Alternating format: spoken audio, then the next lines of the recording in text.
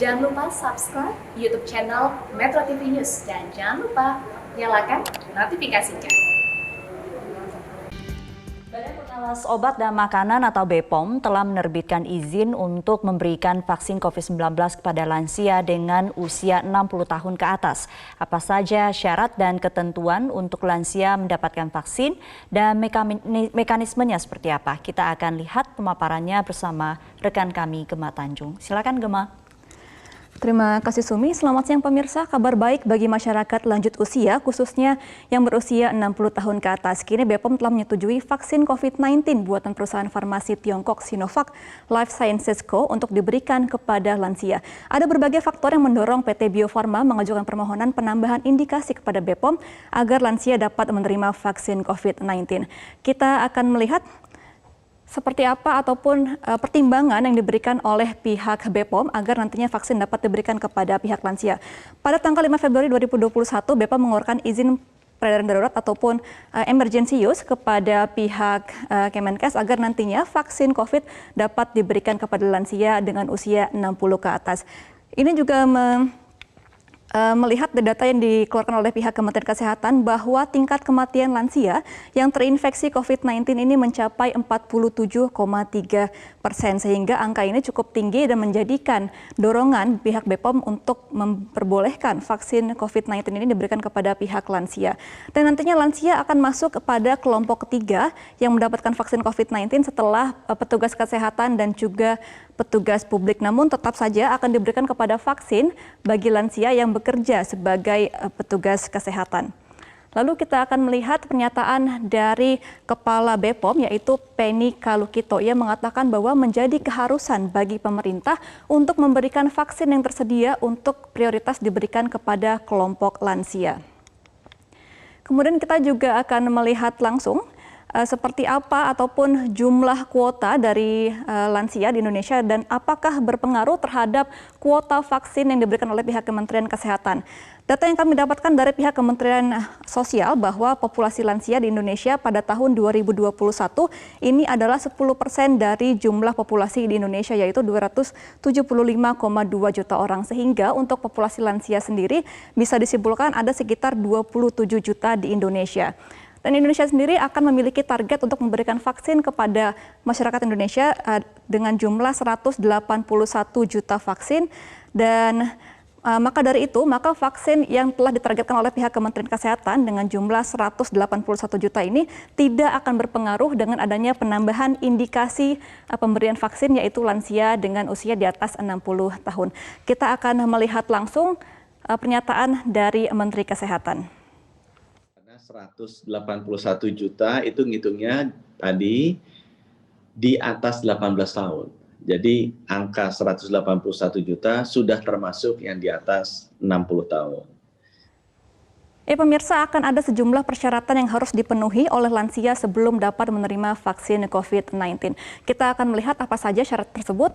Yang pertama adalah nantinya pihak BPOM akan melaksanakan studi klinik pasca persetujuan untuk memastikan efektivitas vaksin CoronaVac yang diproduksi oleh pihak Sinovac. Kemudian yang kedua adalah BPOM berhak meninjau kembali apabila ditemukan bukti baru terkait khasiat dan juga keamanan. Dan yang ketiga adalah wajib melakukan pemantauan dan pharmacovigilance dan pelaporan efek samping obat ke BPOM.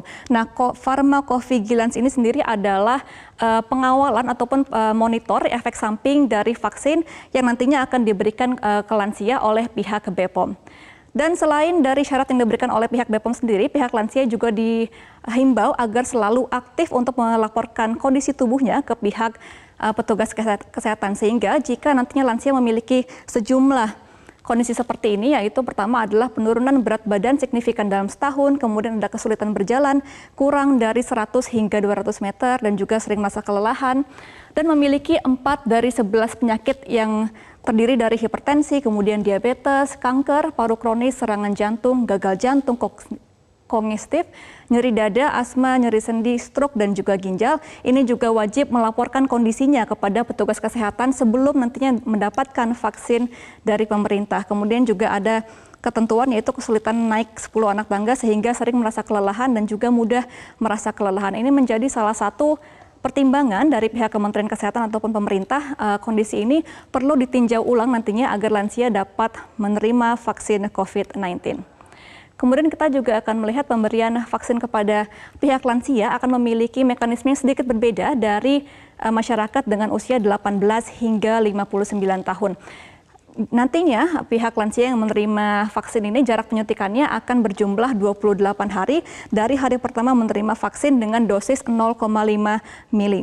Dan nantinya selama 28 hari ini akan dilihat efek samping yang ditimbulkan, dan jika tidak ada efek samping yang ditimbulkan maka akan diberikan dosis kedua di hari ke-28. Sedangkan untuk masyarakat usia 18 hingga 59 tahun ini jarak interval penyuntikan ini hanya ada sekitar 14 hari. Jadi berbeda 2 kali lipat harinya, karena memang untuk lansia sendiri ini akan ditinjau efek samping yang ditimbulkan dari vaksin CoronaVac sendiri. Kemudian kita akan melihat efek samping yang diperkirakan akan terjadi pada lansia pasca diberikannya vaksin. Yang pertama adalah nyeri di tempat suntikan, karena akan disuntik di bagian otot sehingga nantinya akan berdampak kepada nyeri di bagian tempat suntik, dan kemudian juga biasanya efek samping dari vaksin ini berupa demam, namun gejala diperkirakan akan hilang setelah 48 jam. Sehingga jika nantinya gejala tidak hilang dalam 48 jam ini, lansia akan diwajibkan untuk melapor ke petugas kesehatan dan akan diperiksa lebih lanjut kondisi tubuhnya. Nah, ini merupakan pertimbangan dari pihak Sinovac sendiri. Mereka dapat memberikan vaksin kepada lansia karena pihak Sinovac sendiri sudah melakukan uji klinis fase 1 dan 2 di mana ia melibatkan 422 orang lansia untuk disuntikan vaksin CoronaVac, dan ketika diuji coba hasilnya adalah aman dan stabil pada lansia. Namun efikasinya vaksin ini berkurang dikarenakan imun tubuh dari lansia sendiri memang tidak terlalu kuat dibandingkan dengan masyarakat di bawah 60 tahun, sehingga memang vaksin ini tidak bekerja ataupun efikasinya ini akan berkurang karena mempengaruhi terhadap imun lansia sendiri. Dan kita juga akan melihat selain Indonesia sudah ada berbagai negara yang sudah melakukan ataupun memvaksinasi lansia di atas 60 tahun. Yang pertama adalah negara Tiongkok yang menggunakan vaksin Sinovac sendiri untuk melakukan vaksin kepada lansia. Kemudian juga ada Inggris yang bahkan vaksin pertamanya ini diberikan kepada lansia berusia 60 tahun dengan menggunakan vaksin Pfizer-BioNTech, lalu berlanjut ada di negara Turki yang sudah memberikan vaksin kepada lansia menggunakan Sinovac, dan ada juga Amerika Serikat menggunakan Moderna, dan ada Prancis, Kanada, dan juga Singapura yang sudah terlebih dahulu menggunakan ataupun memberikan vaksin kepada lansia. Pemirsa, Kementerian Kesehatan akan memulai vaksin kepada lansia yang bekerja sebagai petugas kesehatan pada hari ini.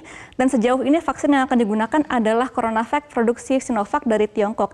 Kedepannya Indonesia juga akan menggunakan 7 vaksin lainnya seperti vaksin produksi PT Bio Farma, kemudian vaksin impor dari produksi Novavax dan Pfizer-BioNTech, serta Oxford dari AstraZeneca dan juga Moderna. Sampai vaksin dapat terdistribusi dengan baik, tetaplah patuhi protokol kesehatan agar memutus mata rantai COVID-19 di Indonesia.